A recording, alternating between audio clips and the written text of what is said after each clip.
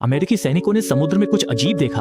एक जहाज धीरे धीरे पास आ रहा था, लेकिन रडार पर कुछ भी नहीं दिख रहा था। स्थिति बहुत ही रहस्यमयी थी, इसलिए कप्तान ने तुरंत संचार अधिकारी को पहचान करने का आदेश दिया, लेकिन लैसी के बार बार बुलाने पर भी कोई जवाब नहीं मिला।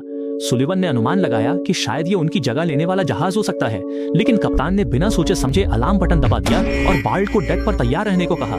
हालांकि वे उलझन में थे, फिर भी सैनिकों ने आदेश मानकर तोपों का रुख मोड़ दिया। वो अज्ञात जहाज लगातार करीब आ रहा था और सबकी धड़कनें तेज हो गई थी। वे पिछले 2 सालों से इस चौकी पर तैनात थे और सालों से भयंकर तूफानों का सामना कर रहे थे। वॉच टावर पहले ही जर्जर हो चुका था और एक बड़ी सुनामी के कारण रिएक्टर में भी हल्का रिसाव हो गया था। रेडिएशन से बचने के लिए उन्हें हर हफ्ते आयोडीन बाथ लेना पड़ता था, लेकिन उनकी असली समस्या ये नहीं थी। तूफान उनकी सारी रसद बहा ले गया था और वे अब केवल बदबूदार मछलियों के सहारे दिन काट रहे थे। ये स्थिति पिछले 3 महीनों से बनी हुई थी। अब जब एक जहाज दिखाई दिया है तो वे किसी भी कीमत पर इस मौके को हाथ से नहीं जाने देना चाहते थे। इसलिए कप्तान ने अपनी बंदूक निकाली और सुलिवन को अकेले जांच करने का आदेश दिया।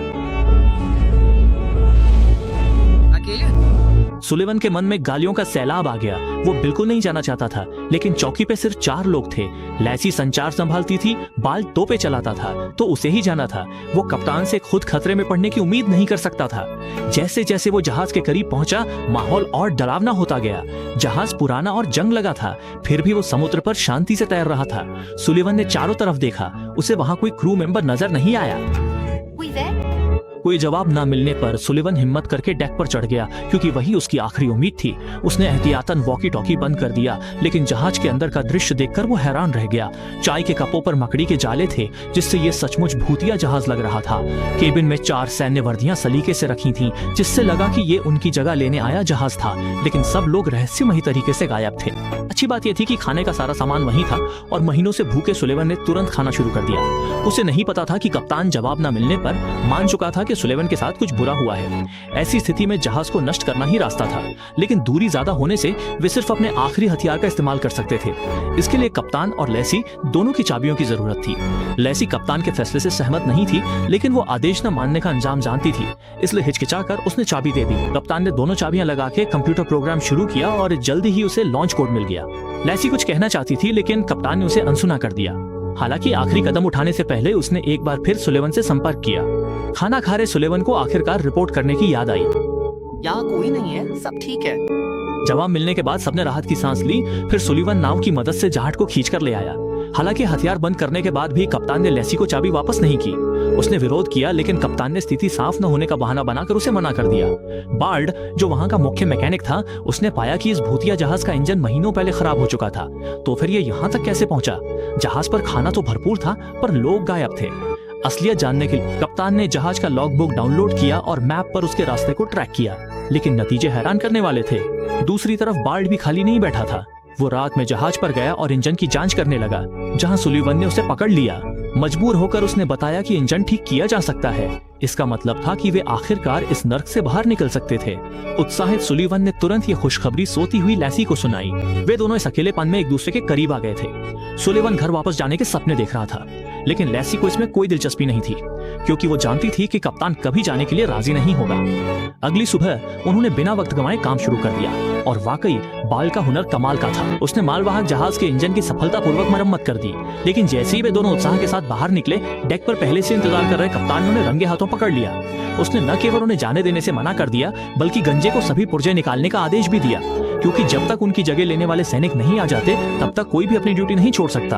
हालांकि उनकी 2 साल की अवधि पहले ही पूरी हो चुकी थी, और अगर वे अगले तूफान के आने से पहले नहीं निकले, तो ये मुश्किल से मिला मालवाहक जहाज सुनामी में बह जाएगा। उनके पास अब ज्यादा समय नहीं बचा था।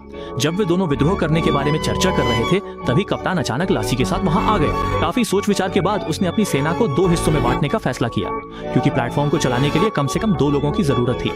इसलिए कप्तान ने ब्लैक और गंजे को मदद के लिए वापस भेज दिया, जबकि खुद से रुकने वाली लासी कप्तान के साथ नए सैनिकों का इंतजार करने लगी। ब्लैक को यह बात समझ नहीं आई। उसने लासी के पास जाकर पूछा कि वो उसके साथ वापस क्यों नहीं जाना चाहती, लेकिन लासी ने जो कहा वो चौंकाने वाला था। मैं तुमसे प्यार नहीं करती सुलिवन, यही तो तुम सुनना चाहते हो? तुम बस एक मानवीय जरूरत हो। ब्लैक चुपचाप दुखी होकर चला गया। दोनों सामान पैक कर ही रहे थे कि वॉच टावर से फिर तेज अलार्म बजा। रडार ने फिर एक अज्ञात जहाज पकड़ा, और इस बार दूरी कम थी, तो कप्तान ने उसे तोप से उड़ाने का आदेश दिया। फायर!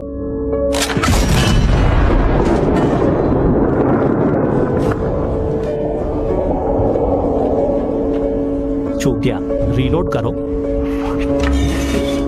बाय 2 ऊपर 1 ऊपर। वो दूर जा रहा है। ब्लैक को अब समझ आया। वो तुरंत डॉक की ओर भागा और देखा कि वो मालवाहक जहाज पहले ही गायब हो चुका था और अब वे जिस पर हमला कर रहे थे वही यहाँ से निकलने की उनकी आखिरी उम्मीद थी। ऐसा लगता है कि कप्तान उनके जाने के विचार को पूरी तरह खत्म करना चाहता था, इसलिए उसने जानबूझकर रस्सियां खोल दी ताकि जहाज बह जाए। सच्चाई जानकर गंजा खुद पर काबू नहीं रख सका और बंदूक के सामने भी पीछे नहीं हटा, लेकिन कप्तान ने बिना सोचे समझे ट्रिगर दबा दिया। ये देखकर ब्लैक को आदेश मानना पड़ा। उसने तोप का मुंह मालवाहक जहाज की ओर कर दिया और एक धमाके के साथ दूर समुद्र में आग की लपटें उठने लगी।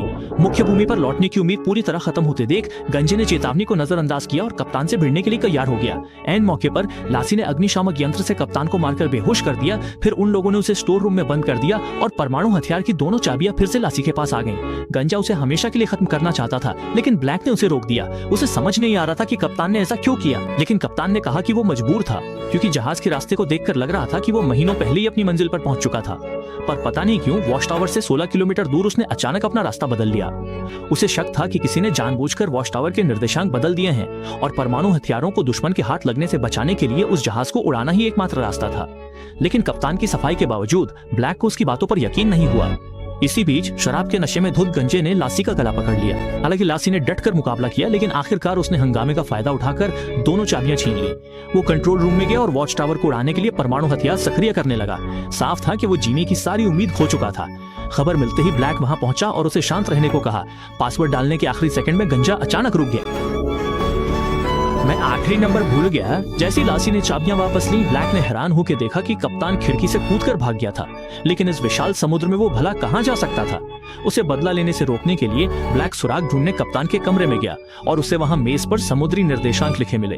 नक्शे पर उस जहाज का रास्ता देखने के बाद ब्लैक को तुरंत एहसास हुआ कि कप्तान शायद सच कह रहा था।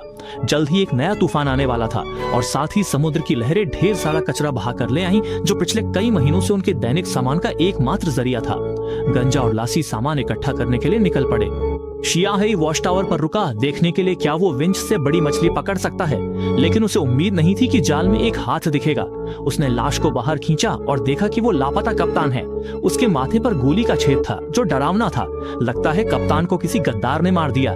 गंजे आदमी की अजीब हरकतें याद कर उसने सोचा वो छिपा दुश्मन एजेंट है। अब लेसी खतरे में थी। शियाही तुरंत आर्काइव रूम गया और उसे पता चला कि गंजे आदमी को गंभीर रुक रुक कर होने वाला उन्माद था, लेकिन उसके बेहतरीन मरम्मत कौशल के कारण समय पर ऑडिट पास ना होने पर भी उसे काम पर रखा गया था।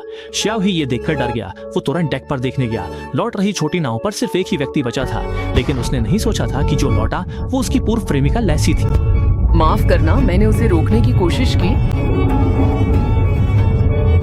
वो प्लास्टिक के ऊपर से चढ़ गया, वो वापस नहीं आएगा। हालांकि लेसी का अभिनय त्रुटिहीन था। शियाओहे को पहले से जवाब पता था। उसने कप्तान की नोटबुक फिर देखी और 3 महीने पहले की उस तारीख पर गया जब आपूर्ति जहाज से दुर्घटना हुई थी। उसे उस दिन का ड्यूटी रिकॉर्ड मिला। उस रात ड्यूटी पर लेसी ही थी। पूरी रात की लड़ाई के बाद शियाओही ने अपने कौशल से 2 चाबियां हासिल की। डायनामिक पासवर्ड मिलने के बाद शियाओही ने सेल्फ डिस्ट्रक्ट प्रोग्राम शुरू किया। लेसी ने देखा कि मामला खुल गया है। उसे सच बताना ही पड़ा। पता चला कि उसका कभी एक सुखी परिवार था, लेकिन युद्ध के कारण उसके माता पिता और भाई सभी मारे गए थे। बदला लेने के लिए उसने स्वेच्छा से वॉच टावर पर ड्यूटी के लिए आवेदन किया। रडार पर आपूर्ति जहाज का पता लगाने के बाद उसने वॉच टावर की स्थिति के बीकन डिवाइस को हटा दिया और दूसरे पक्ष को सामान्य मार्ग से भटका दिया। Hello hello. दूसरे पक्ष को लगा कि लेसी एक संतरी है जो उन्हें लेने आई है, लेकिन उनका स्वागत बेरहम गोलियों से हुआ। उसने ऐसा इसलिए किया ताकि वो वॉच टावर पे रह सके और परमाणु हथियारों का नियंत्रण हासिल करने के अवसर का इंतजार कर सके। जब उसे पता चला कि कप्तान को उसकी योजना के बारे में पता चल गया होगा, तो उसने रात भर आपूर्ति जहाज को ढीला कर दिया और कप्तान को फंसा दिया।